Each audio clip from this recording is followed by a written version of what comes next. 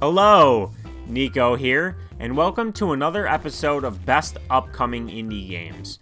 We're going to be covering games coming this month to Nintendo Switch, but these release dates might also apply to other platforms as well. There are always a ton of indie games that release every month across all platforms, so it would be impossible for me to cover them all.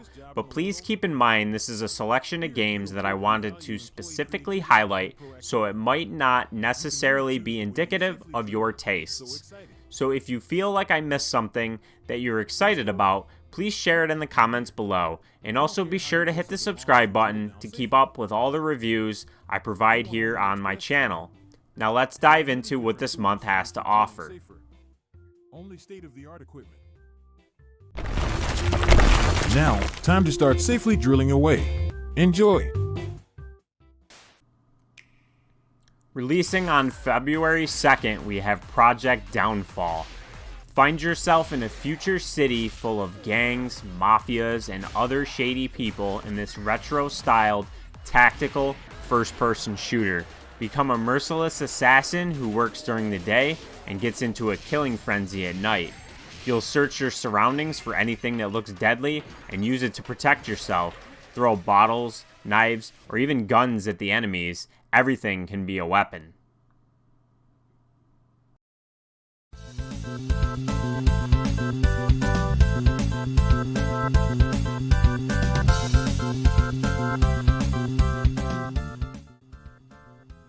Also, on February 2nd, we have Teppo and the Secret Ancient City.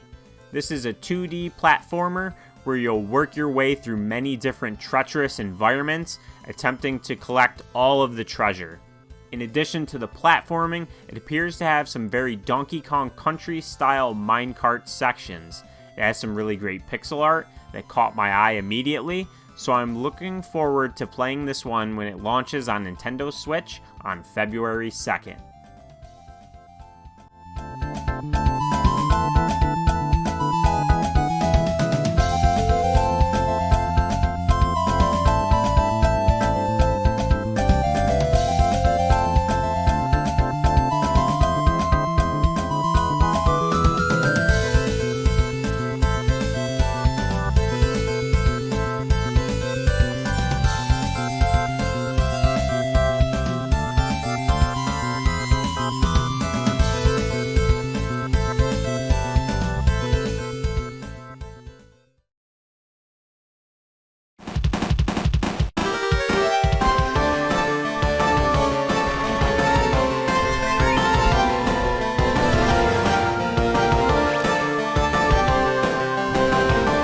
Next up, on February 7th, we have Dungeonoid 2 Awakening.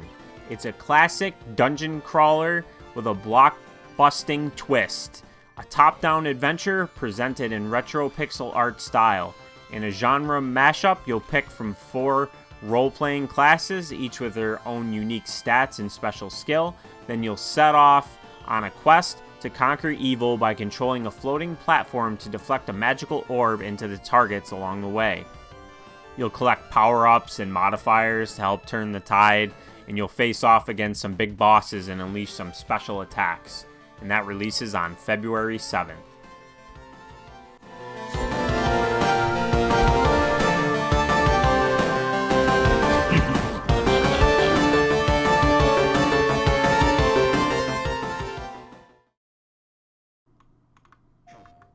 Now on February 9th, we have a game that was released previously in 2021 on Steam, and that is a platformer called Jubilee. You will jump and spin through a precision platforming adventure. There's no upgrades, no power-ups, just you and gems to collect, animals to rescue, and you're trying to escape prison. Jubilee features a non-linear world filled with alternate routes and secret passages, but it's up to you to make your own way through the regions and off into freedom. Jubilee releases on February 9th.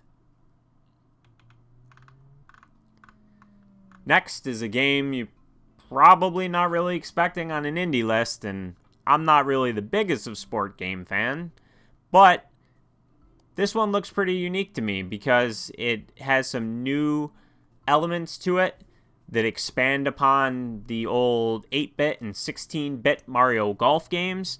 It has real golf mechanics. It has some varied locations.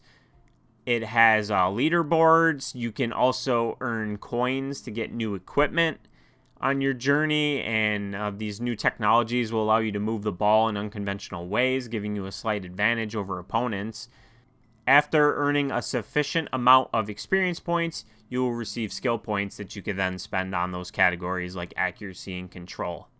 Golf Infinite releases on February 9th. On February 14th, we have Arzette, the Jewel of Faramore.